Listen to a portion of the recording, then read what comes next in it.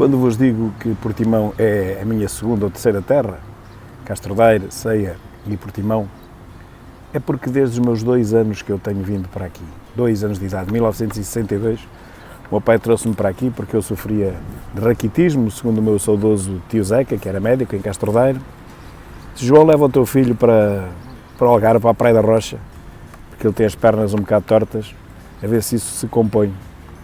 Ele foi mordido por um peixe-aranha gigante nesse ano, ficou bloqueado do lado esquerdo, mesmo assim conseguiu chegar até à praia. Ele era um nadador exímio, era um verdadeiro peixe. Ele e o meu primo Zequita mergulhavam aqui e apareciam, passado um tempo infinito, muito longe. Eram autênticos peixes. Eu nunca tive jeito para isso. E então venho para aqui quase anualmente. Falhei talvez 5 ou 6 anos na minha vida, aqui nas férias grandes. Atrás de mim está o mercado, o antigo mercado, que depois, nos anos 80, se fazia aqui o Festival da Sardinha, debaixo da ponte, que não sei se conseguem ver aqui do meu lado esquerdo, a ponte sobre o Rio Arado. Agora já não se faz aqui à frente, penso eu. Há ali uns restaurantes por baixo de um túnel, por baixo do viaduto, onde passa a estrada, e a coisa está muito mais organizada, mas antigamente era em mesas corridas, as pessoas sentavam-se ao lado umas das outras e comiam sardinha, praticamente era só o que havia. E nós vinhamos aqui todos os anos, até antes dos meus filhos nascerem, eu vinha para aqui com a mãe deles, todos os anos. Claro que a minha mais velha nasceu logo a seguir, em 83, mas durante 1 ano, 2 anos, 3 anos, ainda conseguimos vir para aqui sem essa intrusa. Cabeças.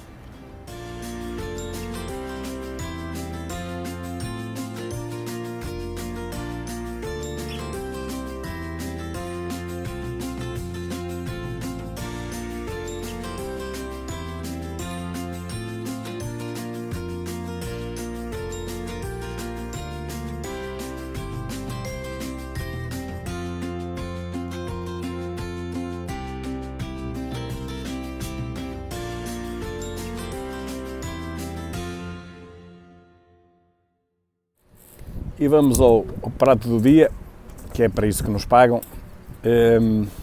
O julgamento do jovem Fábio Guerra começou ontem, foi uma verdadeira vergonha.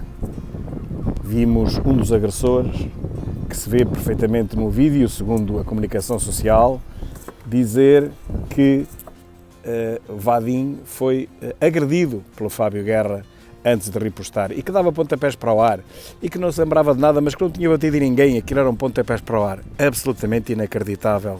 Eu imagino a dor daqueles pais a ouvirem o agressor do filho, que provavelmente terá ajudado para lhe causar a morte, dizer que foi agredido pelo próprio rapaz, que se viu perfeitamente nos vídeos, que estava quieto, nem sequer se defendeu, estava a apelar para que se acalmassem as partes envolvidas, sei lá. E não se defendeu sequer, deixou-se bater, e agora vem este tipo dizer que não, senhor, aquele é que foi agredido primeiro e que só ripostou a seguir. Como é que é possível?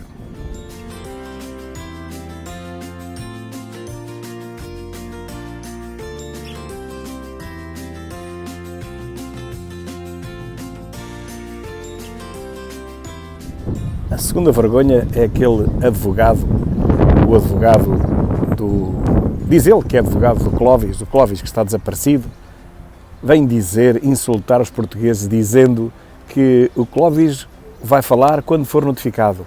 Pois, mas ele não se deixa notificar, ele está em fuga, ele está em parte incerta, ninguém sabe onde ele está, a começar pelo próprio advogado. Então como é que podem notificar um homem que está fugido, que está em parte incerta? Isto é mesmo chamar-nos a todos de estúpidos.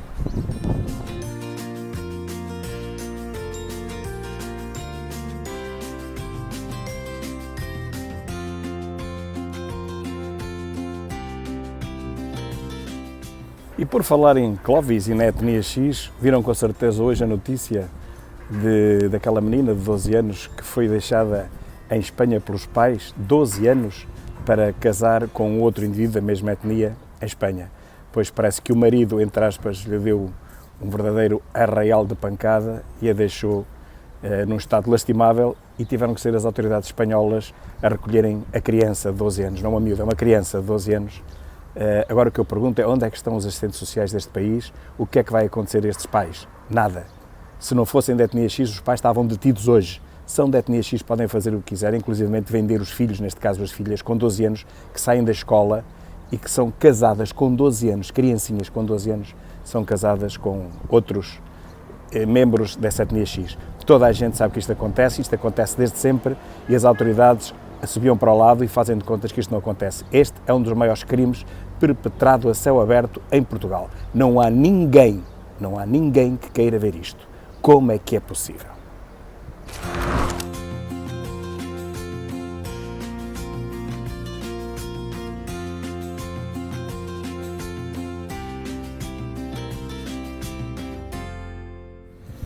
E depois a outra vergonha, aquele julgamento dos multimilionários do BES, não é? Que foi adiado porque a Justiça esqueceu-se de notificar 3 dos arguidos. Ninguém acredita nisto, quase que já nem eu acredito nisto, mas é o que acontece. A Justiça não notificou 3 dos arguidos, notificou apenas os advogados e com isto criou-se um incidente de recusa de julgamento, portanto o julgamento foi adiado mais uma vez. Estavam lá todos os lesados do BES e esses protestaram veementemente, mas esses são pobres, não têm hipótese. Quem manda nisto é quem tem o bagalhuço.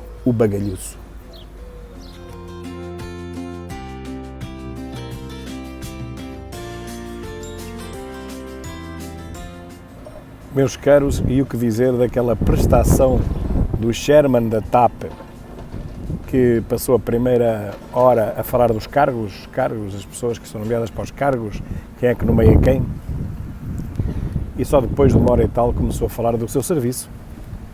E do seu serviço falou pouco, ou quase nada, acabando por dizer que quem mandava naquilo tudo era o Governo. Ele estava em choque com a CEO, porque a CEO fazia o que queria, mas o Governo não sabia, e afinal de contas sabia de umas coisas, mas não sabia de outras, e ele queria transparência e reuniões, muitas reuniões com o Governo. Aliás, deve ser a função dele é reunir, mais nada, não se percebeu ali qual era a função dele realmente. Eu não cheguei a perceber, estive ali toda a tarde para tentar perceber o que é que ele fazia, e o que ele fazia era reunir para decidir que cargos atribuir. Parece que diretores são às dezenas na TAP, e era disso que ele se ocupava. E depois ficou muito triste porque percebia que os motoristas estavam ao serviço da CEO e do marido e pouco mais se percebeu, a não ser que o Governo, enfim, usava a TAP a seu belo prazer, mas finalmente nem isso. Finalmente o que se percebe mesmo é que eles nem conseguiram usar a TAP a seu belo prazer e a seu favor, e a prova é esta lixeira em que a TAP foi transformada pelo último socialismo da Europa. Tem que ser revertido tudo isso. A TAP vai acabar por ser vendida por €1 ou coisa do género.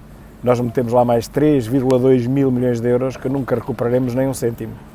E temos que agradecer isto ao Costa. Mais uma vez, ao Costa.